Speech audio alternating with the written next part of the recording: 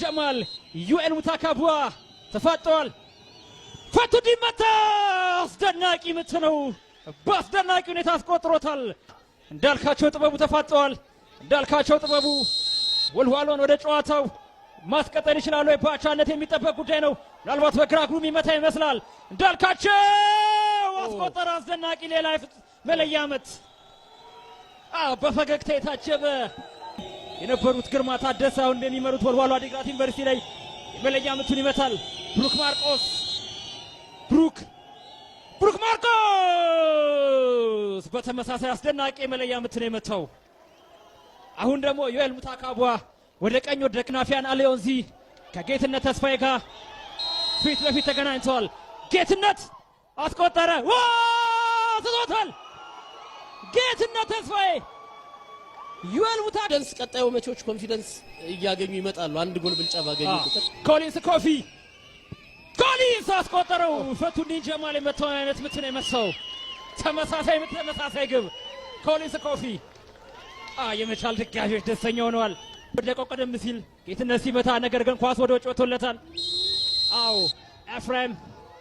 ኤፍሬም ሳተው። ናፊያን አሊዮንዚ መሆኑን ያረጋግጣል።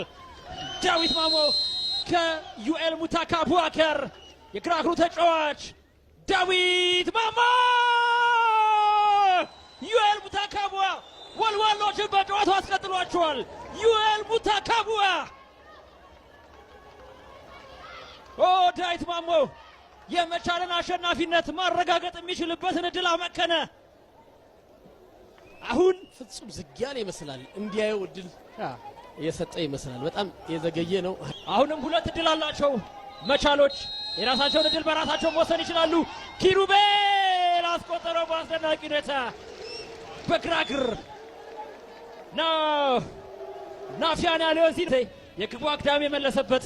ግሩም ሀጎስ የመጨረሻውን ወሳኙን የመለያ ምት ማስቆጠር ይችላል ወይ? ለመቻል ተጠባቂው ነው የቡድኑ አምበል ግሩም ሀጎስ ከዩኤል ሙታካቡዋ ጋር። ግሩም ሀጎስ ሳተው።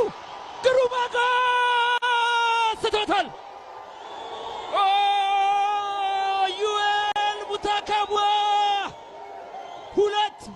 ሁለት ወሳኝ የመለያ ምቶችን አዳነ።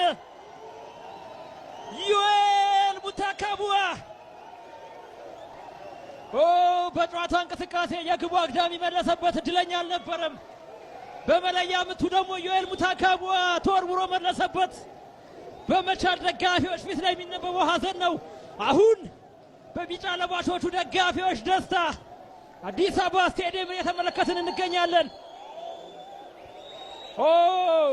ዩኤል ሙታካቡዋ ወሳኙን የመለያ ምት ያዳኑ ተጫዋች የመጨረሻውን የመለያ ምት መታ።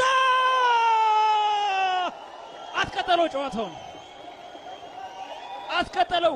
አሁን ሁለቱም ቡድኖች ከ5 መደበኛ የመለያ ምቶቻቸው 3 አስቆጥረዋል። ሁለት አምክነዋል። ያለቀ የሚመስለው ጨዋታ ነፍስ ዘራበት። ለዚህ ሁሉ ደግሞ ዳዊት ማሞ የሳተው ኳስ ነው። ሁለቱ የቡድኑ የመጀመሪያ መቼዎች ዳዊት ማሞና ግሩም ሀጎስ ስተዋል። አሁን በተመሳሳይ በመቻል በኩል ግብ ጠባቂው ናፊያን አሊዮንዚ ኡጋንዳዊ ግብ ጠባቂ ከዩኤል ሙታካቡዋ ጋር ተፋጠዋል። ናፊያን አሊዮንዚ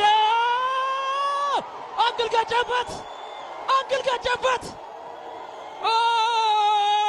በአስደናቂ ሁኔታ ወልዋሎ አዲግራት የመጨረሻውን የመለያ ምት ማስቆጠር የሚችሉ ከሆነ ጌቱ ኃይለማርያም ወልዋሎችን ወደ ግማሽ ፍጻሜ ማሻገር ይችላል።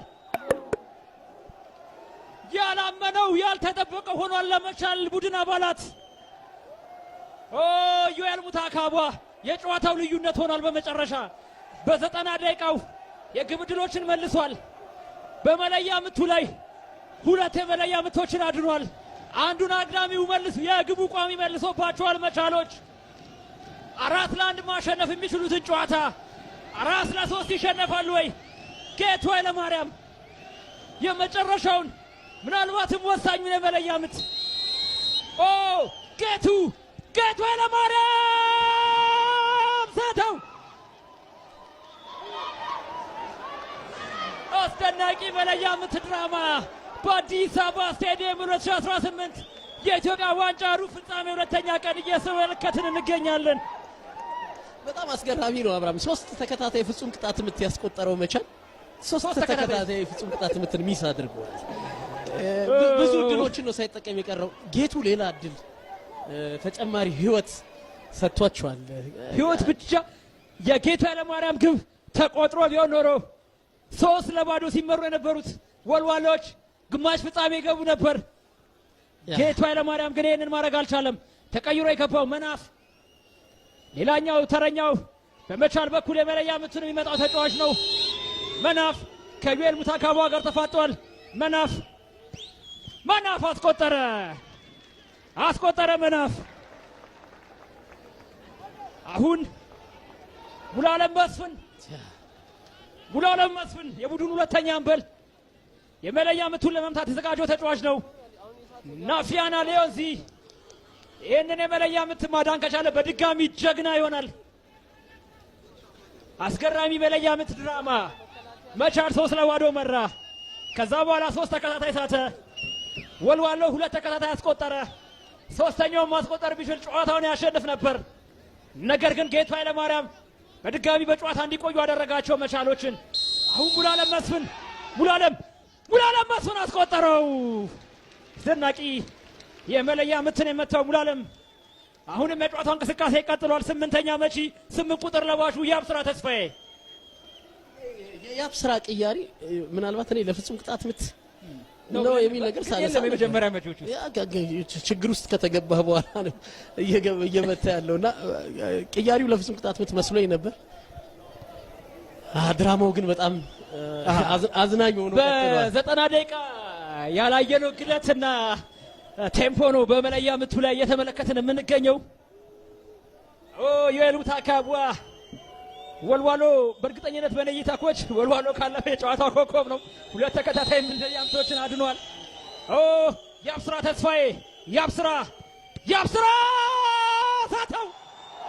4ኛ መለያ ምት ስተዋል መቻሎች። የቀድሞ የደደቢት የቅዱስ ጊዮርጊስ የመቀለ ሰባ እንደርታ የአማካይ ስፍራ ተጫዋች የአብስራ ተስፋዬ ያመከነው አሁን በሁለተኛው አጋማሽ ተቀይሮ ገብቶ በወልዋሎች በኩል የማጥቃት እንቅስቃሴው ላይ ተጽዕኖ መፍጠር የቻለው በየነ ባንጃ ማስቆጠር ይችላል ወይ? ሌላ ድራማ እንመለከታለን ወይ? አሁን የአሰልጣኝ ቡድን አባላት የተመለከትን ነው። በወልዋሎ በኩል ናፊያና ሌዮንዚ ከበየነ ባንጃ